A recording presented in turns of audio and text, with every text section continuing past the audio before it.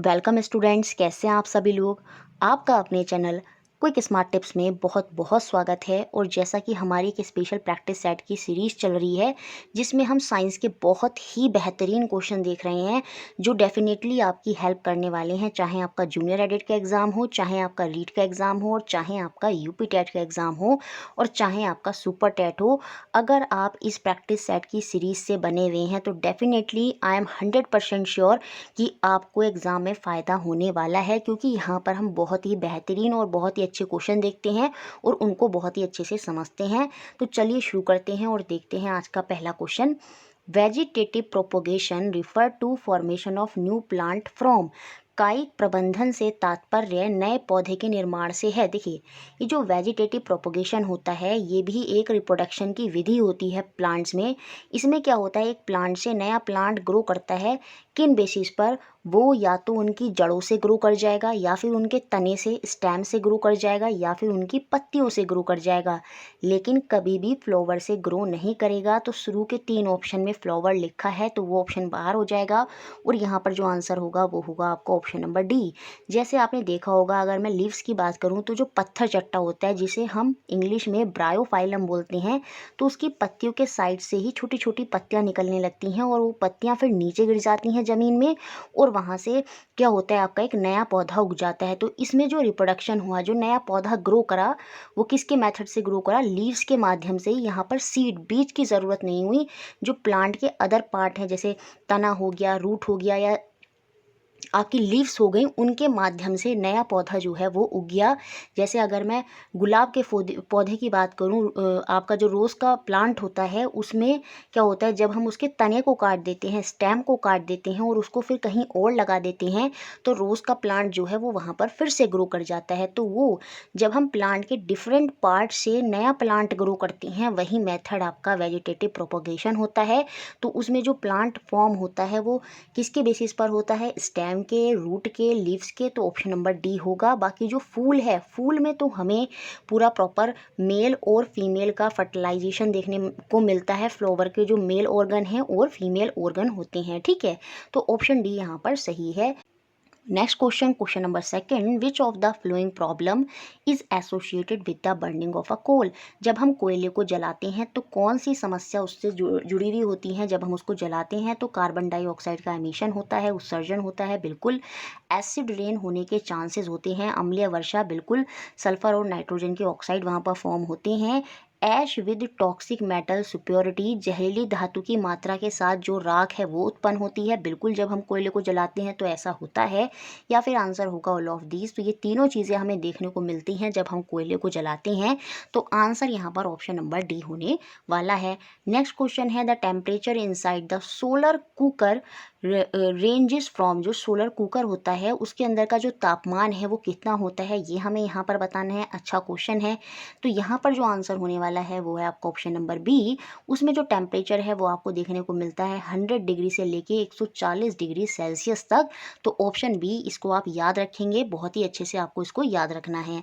Next question देखते हैं, question number 4, the main advantage of AC alternating current, जिसको बोलते हैं हम पावर ट्रांसमिशन ओवर डीसी, जिसको हम डायरेक्ट करंट बोलते हैं, power transmission over long distance is. ये कह रहा है डीसी की जगह जो डायरेक्ट करंट होता है उसकी जगह जो ऑल्टरनेटिंग करंट होता है लॉन्ग डिस्टेंस में, ऑल्टरनेटिंग करंट का मेन एडवांटेज क्या होता है ये हमें बताना है। देखिए, डायरेक्ट करंट में क्या होता है, जो करंट है वो एक ही डायरेक्शन में जाता है, लेकिन ऑल्टरनेटिंग करंट में क्या होता है, करंट जो है पीरियोडिकली क्या होता है, रिवर्स होता रहता है, पहले इधर फिर इधर। तो उसमें एक डायरेक्शन नहीं है, दोनों डायरेक्शन में वहाँ पर ऑल्टरनेटिव करंट में जो करंट है वो फ्लो करता है, ठीक है। तो ये मेन डिफरेंस होता है। तो एसी करंट का एडवांटेज ये होता है लॉन्ग डिस्टेंस में कि जो एसी है, एसी करंट है वो ट्रांसमिट होगा without much loss of energy. वहाँ पर जो ऊर्जा है वो वहाँ पर लॉस नहीं होती। एसी मीटर की जब बात करती है, जब एसी में करंट जा रहा होता है तो वहाँ पर लॉस ऑफ एनर्जी के चांसेस कम होते हैं। तो यहाँ पर जो आंसर होगा वो आपका ऑप्शन नंबर ए ही हो जाएगा, ठीक है। नेक्स्ट क्वेश्चन देखते हैं, question number 5, a concave mirror of radius 30 centimetre is placed in water, it focal length in air and water differ why. 30 centimetre त्रिज्या का अवतल दर्पण पानी में रखा जाता है, हवा और पानी में इसकी फोकल लंबाई कितनी होगी, कितना उसमें अंतर होगा। तो बहुत ही लॉजिकल क्वेश्चन है, आपको देखना है यहाँ पर बात हो रही है कॉनकेव मिरर की, और कॉनकेव मिरर में कोई मतलब नहीं होता चाहे एयर वाटर हो, यहाँ पर अलग अलग मीडियम है, एयर अलग माध्यम है, वाटर अलग माध्यम है, अलग मीडियम है, तो वो हमें रिफ्रैक्शन में देखने को मिलता है, ना कि रिफ्लेक्शन में, परावर्तन में। परावर्तन हमें दर्पण मिरर में देखने को मिलता है, जहाँ पर लाइट आती है टकराकर वापस चली जाती है, और वो एक माध्यम से दूसरे माध्यम में जाती नहीं है। तो यहाँ पर फोकल लेंथ का डिफर होगा ही नहीं, जिसकी वजह से फोकल लेंथ में कितना अंतर होगा, यहाँ पर 0 का अंतर होगा। ऑप्शन नंबर डी यहाँ पर सही हो जाएगा। याद रखिएगा, यहाँ पर दर्पण की बात कर रहा है, मिरर की बात कर रहा है, और वहाँ पर कोई भी हम ये नहीं देखेंगे, माध्यम यहाँ पर मैटर नहीं करेगा, एयर हो या वाटर हो, क्योंकि लाइट जो है वो वहाँ से पास उसमें होगी ही नहीं। ठीक है, नेक्स्ट क्वेश्चन देखते हैं, question number 6। A light travel from a rarer to denser medium it will have, चूँकि प्रकाश जब एक विरल माध्यम से सघन माध्यम में जाता है, रेयर मतलब जहाँ पर डेंसिटी कम होगी, वो हल्का होगा, जैसे हवा। डेंसर क्या हो जाएगा, पानी, वो ज़्यादा भारी होगा, है ना, वहाँ पर जो होगी डेंसिटी वो ज़्यादा होगी। तो जब लाइट रेयर से डेंसर में जाती है, हम ये बोलेंगे एयर से किस में जा रही है, वाटर में जा रही है, क्योंकि एयर जो है वो रेयरर है, वो आपकी विरल है, वहाँ पर डेंसिटी घनत्व जो है वो कम है। लेकिन जो पानी है वहाँ पर डेंसिटी घनत्व ज़्यादा है, तो वो डेंसर है, वो सघन है। तो जब लाइट रेयर से डेंसर में जाती है, तो हमें बताना है क्या होता है उस केस में, जो उसकी वेलोसिटी है और वेवलेंथ है, वो दोनों की दोनों ही घट जाएंगी, उसका वेग भी घटेगा और उसका तरंग दैर्ध्य भी यहाँ पर घटेगा। तो आंसर होगा आपको ऑप्शन नंबर डी, बी और सी दोनों यहाँ पर घटेंगे। ठीक है, याद रखना है ये आपको, जब रेयर से डेंसर में जाएंगे, जब विरल से सघन में जाएंगे, कम डेंसिटी से ज़्यादा डेंसिटी के माध्यम में जाएंगे, तो आपको याद रखना है, चाहे आपकी वेलोसिटी हो चाहे आपकी वेवलेंथ हो, दोनों के दोनों घटेंगे। लेकिन जब सघन से विरल में जाएंगे तो ये बढ़ेंगे। लेकिन याद रखना है, फ्रीक्वेंसी में कोई फ़र्क नहीं आता है। एग्जाम में ये क्वेश्चन भी आता है कि जब लाइट रेयर से डेंसर या डेंसर से रेयरर में जाती है, तो बताइए क्या परिवर्तित नहीं होता। तो उस केस में फ्रीक्वेंसी, जिसे हम हिंदी में आवृत्ति बोलते हैं, उसमें कोई परिवर्तन नहीं होता है। बाकी आपको ये अच्छे से याद रखना है, रेयर से डेंसर में जाते हैं तो वेलोसिटी और जो तरंग दैर्ध्य है वो आपका घट जाता है। तो ऑप्शन डी यहाँ पर सही था, B and C. The speed of light in water will be, पानी में प्रकाश की गति कितनी होगी। देखिए, जो यहाँ पर है ये आपको निकालना आना चाहिए, या फिर नॉर्मली आप याद भी रख लेते हैं, जैसे पानी में कितनी होती है, कांच में कितनी होती है, तो ये बुक में लिखे हुए होते हैं, एनसीईआरटी क्लास 10th में आपको देखने को मिल जाएंगे। तो वहाँ से आप डायरेक्ट याद भी कर सकते हैं। The speed of light in water कितनी होती है, तो वो होती है आपकी 2.26 इंटू 10⁸ मीटर पर सेकेंड। देखिए, इसको निकालते कैसे हैं, इसे हम म्यू से रिप्रेजेंट करते हैं, जिसे हम अपवर्तनांक बोलते हैं, रिफ्रैक्टिव इंडेक्स बोलते हैं। उसमें हम क्या करते हैं, सी मतलब जो आपकी स्पीड ऑफ लाइट है, और म्यू यहाँ पर आ जाएगा अपवर्तनांक, कि वो कितना होता है। हर किसी का अपना अपना अपवर्तनांक होता है, जैसे पानी का अपना अलग अपवर्तनांक है, हवा का अपना अलग अपवर्तनांक है, तो उसकी वैल्यू हमको रखनी होती है। तो यहाँ पर लाइट की स्पीड ऑफ लाइट कितनी होती है मीटर में, 3 इंटू 10⁸, और इस म्यू की वैल्यू कितनी हो जाएगी, 1.33। कितनी हो जाएगी, 1.33। मतलब जो पानी है, पानी में जो अपवर्तनांक होता है, रिफ्रैक्टिव इंडेक्स होता है, वो कितना होता है, 1.33। उसको जब हम रखेंगे और कैलकुलेट करेंगे तो हमें यहाँ पर मिल जाएगा 2.26 इंटू 10⁸ मीटर पर सेकेंड, जो कि आपकी होगी क्या, speed of light in water. आप इसको याद भी रख लेंगे या फिर स्क्रीनशॉट खींच लीजिएगा, 2.26 इंटू 10⁸ मीटर पर सेकेंड। ठीक है, नेक्स्ट क्वेश्चन देखते हैं, क्वेश्चन नंबर 8। अच्छा क्वेश्चन है और सिंपल है, एनसीईआरटी में देखने को मिलता है। Expand the abbreviation GAP। यहाँ पर ये जो एब्रीवेशन लिखी है GAP, इसकी फुल फॉर्म हमें यहाँ पर बतानी है। इसका मतलब क्या होता है, इसका मतलब है गंगा एक्शन प्लान। तो ऑप्शन नंबर सी यहाँ पर बिल्कुल सही हो जाएगा। कभी कभी इस तरह के क्वेश्चंस भी हमें एग्जाम में देखने को मिलते हैं। Next question, question number 9। इन राइजोपस, देखिए राइजोपस क्या है, ये एक तरह का फंगाई है जो हमें ब्रेड वगैरह में देखने को मिल जाता है। जब हम ब्रेड को थोड़ा सा उसमें हल्का सा पानी डालकर उसको थोड़े समय तक रख देंगे, तो जो ब्रेड है उस पर फंगाई लग जाती है, वो ख़राब हो जाता है। पूरे ब्रेड पर आप फंगाई लगी हुई देखेंगे, और वो फंगाई में अलग अलग तरह के फंगाई होते हैं, जिसमें से एक फंगाई का नाम, एक कवक का नाम होता है राइजोपस। और आप इस डायग्राम में इस राइजोपस को देख सकते हैं माइक्रोस्कोपिक लेवल पर, जैसे ये ब्रेड पर होगा तो ये क्या होता है, जब ये जो इनके क्या होते हैं स्पोरेगिया होते हैं, ये क्या होते हैं बाद में स्पोर्स बन के फूट जाते हैं और नए राइजोपस यहाँ पर आ जाते हैं और इस तरह से पूरा ब्रेड जो है वो आपका सड़ जाता है। तो ये जो राइजोपस फंगाई है, कवक है, इसमें जो ट्यूबुलर थ्रेड दिख रहे हैं आपको, ये देखिए यहाँ पर ये जो ट्यूबुलर थ्रेड दिख रहे हैं लाइक स्ट्रक्चर बियरिंग, इनके ऊपर क्या है, ये आपका स्पोरेगिया है। तो उनकी टिप पर जो ये स्पोरेगिया है और ये जो ट्यूबुलर लाइक स्ट्रक्चर है, हमें यही बताना है ये क्या होता है। राइजोपस में उनके सुझावों पर स्पोरेगिया की संरचनाओं की तरह ये जो ट्यूबुलर थ्रेड हमें दिख रहे हैं, ये क्या कहलाते हैं, ये हमें बताने हैं। इनको हम हाइफे बोलते हैं। तो ऑप्शन नंबर बी यहाँ पर सही हो जाएगा, हाइफे।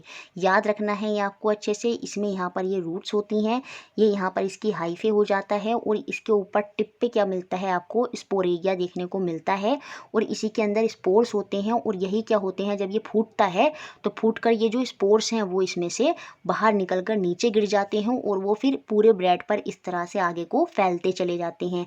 और राइजोपस क्या है, ये आपका एक फंगाई है, एक कवक है। ठीक है, नेक्स्ट क्वेश्चन देखते हैं, question number 10, the flower of the hibiscus plant. ये जो होता है आपका गुड़हल का पौधा, ये आपको जगह जगह देखने को मिलता है। तो ये जो फ्लोवर होता है हिबिस्कस प्लांट का, जिसके थ्रू ही हम पूरा रिप्रोडक्शन समझते हैं, कैसे फ्लोवर के थ्रू प्लांट में पूरा रिप्रोडक्शन होता है। मेल ऑर्गन जो होते हैं प्लांट में फ्लोवर के थ्रू हम देखते हैं और जो फीमेल ऑर्गन होते हैं, है ना, स्टिग्मा, स्टाइली, ओवरी, आपका फिलामेंट जो होता है, एंथर जो होता है, वो सारी चीज़ें होती हैं वहाँ पर। तो ये जो फ्लोवर होता है हिबिस्कस प्लांट का, ये क्या होता है, देखिए यूनिसेक्सुअल तो होता नहीं है, यहाँ पर मेल और फीमेल के जो रिप्रोडक्टिव पार्ट हैं वो दोनों के दोनों इन्वॉल्व होते हैं। तो ये बाइसेक्सुअल होगा।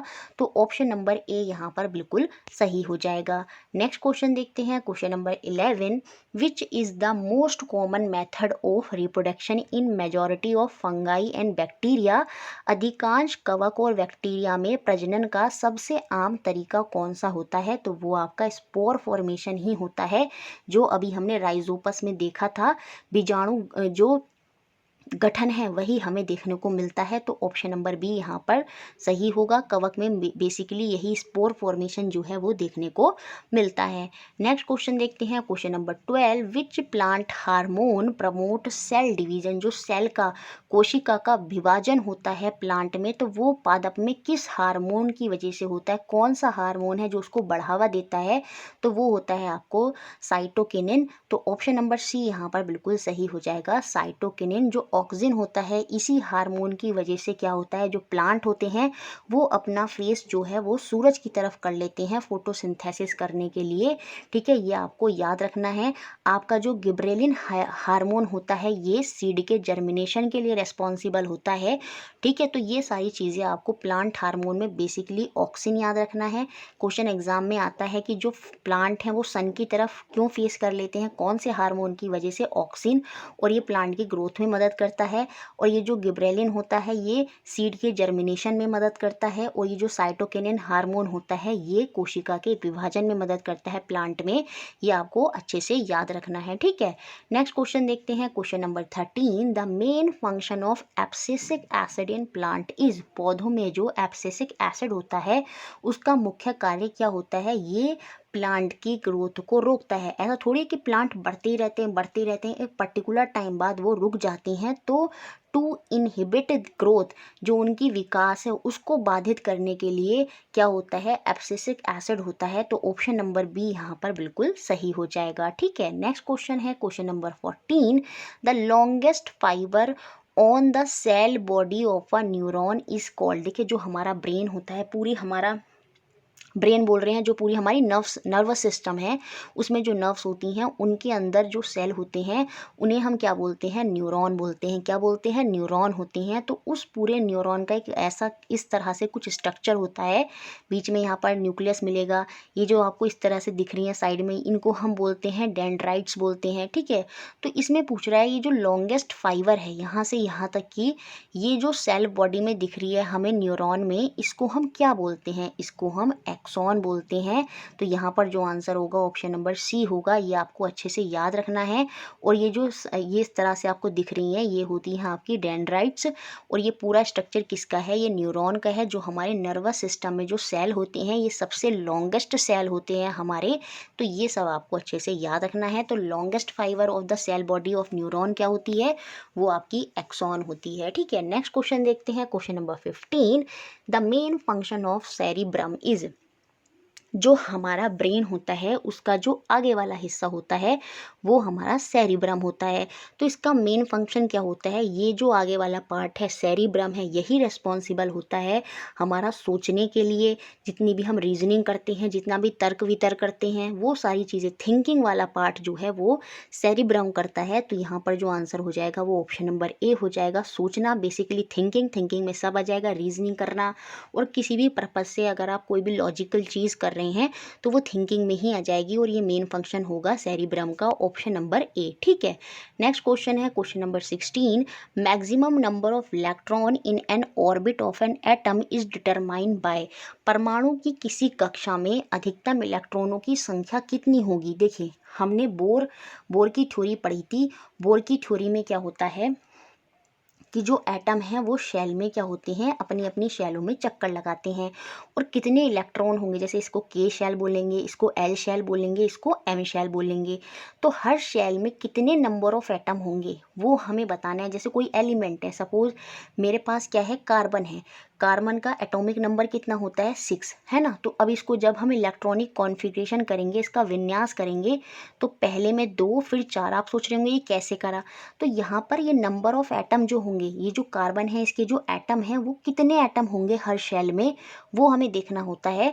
तो अगर इस एलिमेंट में, इस तत्व कार्बन की बात करूँ, तो इसको हमने देखा कि हर शेल में कितने एटम होंगे, तो वो हम निकालते हैं किस फॉर्मूले से, 2n² के फॉर्मूले से। कहने का मतलब यहाँ पर n क्या होगा, n है वो कौन सी शेल है, ये पहली शेल है, तो n की वैल्यू कितनी होगी, 1।